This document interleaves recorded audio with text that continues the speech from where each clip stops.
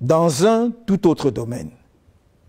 Je voudrais qu'ensemble, avec toutes nos gloires du monde sportif, nous assurions le rayonnement international de notre pays dans les domaines des sports de haut niveau, en particulier dans ceux où le Cameroun dispose d'atouts importants. Je me limiterai ici à notre sport roi, le football. Notre objectif majeur à moyen terme est la co-organisation avec 3 pays frères, la Côte d'Ivoire, le Nigeria et le Ghana, de la Coupe du monde de football en 2038. La contribution exceptionnelle du Cameroun, tant au football africain qu'au football mondial, nous autorise une telle ambition. Nous sommes convaincus qu'en s'associant dans une telle initiative, le Cameroun, la Côte d'Ivoire, le Ghana et le Nigeria, 4 grandes nations de football africain et mondial, dotées d'infrastructures sportives de classe mondiale, auraient de bonnes chances de convaincre les instances compétentes de la FIFA de leur capacité à organiser ensemble, avec succès, un tel événement planétaire entièrement sur le sol africain après l'Afrique du Sud. Ce serait assurément un motif de grande fierté pour nos 4 pays et pour notre continent. Avec votre soutien, nous mettrons un maximum d'efforts et de ressources diplomatiques pour convaincre les uns et les autres de la pertinence d'un tel projet. D'abord la Côte d'Ivoire, qui aurait déjà manifesté l'intérêt pour l'organisation de cette grande fête du football mondial, puis le Nigeria et le Ghana, ensuite la FIFA. Bonne et heureuse année 2025 les gars. J'espère que vous avez passé de très belles fêtes et que vous avez débuté l'année dans de très bonnes conditions. Nous sommes le 2 janvier 2025. Je vous souhaite beaucoup de santé, beaucoup de bonheur dans vos familles et surtout les gars, vous savez, l'argent c'est les nerfs de la guerre. On dit ça souvent comme ça. Je vous souhaite d'avoir beaucoup d'argent. Avec ça, vous résoudrez beaucoup de vos problèmes. Revenons maintenant à nos actualités comme on a l'habitude de le faire. On va commencer par parler de ce discours du professeur Maurice Kamto, le président du parti politique MRC au Cameroun, qui envisageait comme ça, si jamais il venait à être élu président de la République lors des prochaines élections présidentielles, pouvait se battre ensemble avec les grosses têtes sur le plan sportif du Cameroun pour pouvoir tirer ou bien convaincre les responsables de la FIFA de pouvoir nous accorder ou bien nous octroyer cette organisation-là de la Coupe du Monde 2038. Quand on regarde, nous sommes en 2024, du moins 2025, le deuxième jour de l'année, ça veut dire qu'on pourra donc organiser dans 13 ans. 13 ans, est-ce que les choses peuvent être rudies en ce moment, les gars? Voyant l'état des routes, l'état des infrastructures de transport, des hôpitaux, ainsi de suite, je crois quand même que c'est faisable, non? En 10 ans, 13 ans, si on a vraiment une bonne politique, je pense qu'on peut se permettre d'organiser un truc comme ça. Et ce n'est pas tout. Il dit que ce sera une co-organisation avec le Ghana, la Côte d'Ivoire et le Nigeria. Donc, ce n'est pas seulement une affaire du Cameroun itself.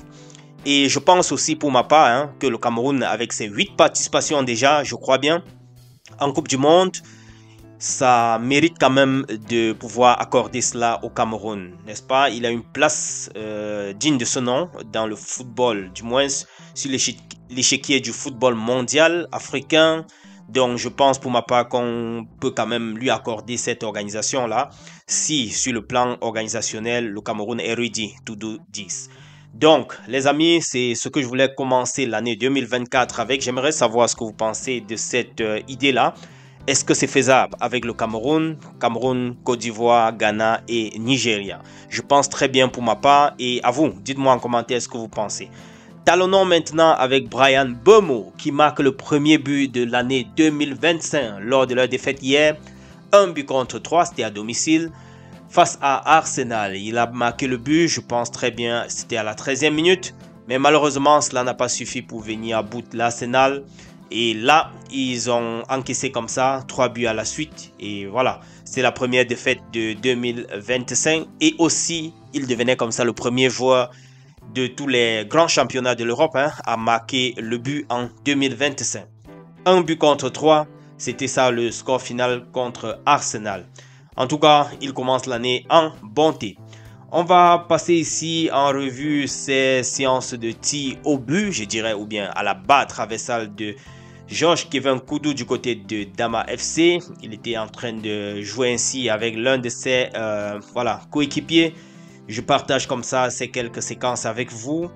On va passer de l'autre côté avec Francis Ngannou, le géant, le grand Francis Ngannou, qui tape les gens pour vivre. Mais face au pétard, il est en train de trembler. Est-ce que vous voyez ça, les gars? Regardez comment il est en train d'allumer. Il est en train d'allumer en tremblant seulement.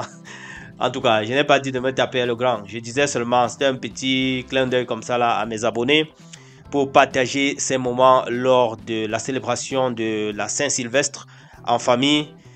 La Nouvelle An, donc c'est une image qui a été captée à cette occasion-là, autant pour moi à cette occasion. Il a également, comme à l'accoutumée, profité pour partager un repas avec les siens, avec les jeunes de de son village, puisqu'il y a fêté, il a fêté là-bas. Vous voyez en image entouré des jeunes enfants, des mamans, tous joyeux, abattés, et je peux imaginer que la fête était très très belle de ce côté. Les amis, on va essayer d'aller de l'autre côté avec le Real. Ils ont repris déjà les entraînements et comme vous pouvez le voir là, dans quelques heures, je dirais comme ça, ils vont déjà affronter le prochain sur la liste afin de pouvoir prendre la première place du championnat. Actuellement, deuxième sur la liste, il est deuxième du championnat espagnol avec 40 points. Juste derrière Atlético Madrid, et demain il va affronter Valencia. Valencia qui est donc, si je ne me trompe, avant-dernier du tableau. S'il venait donc à finir avec Valencia, il pourra donc avoir 43 points et passer comme ça devant Atlético Madrid et obtenir la première place. Il faudra donc contrôler ça jusqu'à la fin pour pouvoir espérer porter le trophée du champion d'Espagne. J'espère que ce sera possible. J'espère que cela pourra se faire. Je profite également pour partager cette petite séquence avec vous de Cédric Doumbé en train de charger les batteries du côté du continent en mangeant un peu de bobolo avec les beignets haricots. C'est un mélange vraiment typiquement camerounais. Il est en train de charger les batteries avant son match retour contre Baki. À chaque fois, il lui lance d'ailleurs un pic. Donc voilà, je partage ces moments-là avec vous. On va terminer maintenant avec Mireille Tchenga, qui est cette lionne-là, qui joue, je pense, très bien du côté de la France. Je pense peut-être qu'elle avait raté vraiment la vocation. Hein. Elle pourrait être une modèle, n'est-ce pas les gars? Regardez, est-ce que ce n'est pas digne de ce nom, de prendre plutôt cette profession-là au lieu de jouer au football? En tout cas, c'était juste pour partager ces quelques clichés avec vous. Retrouvons-nous dans la prochaine publication.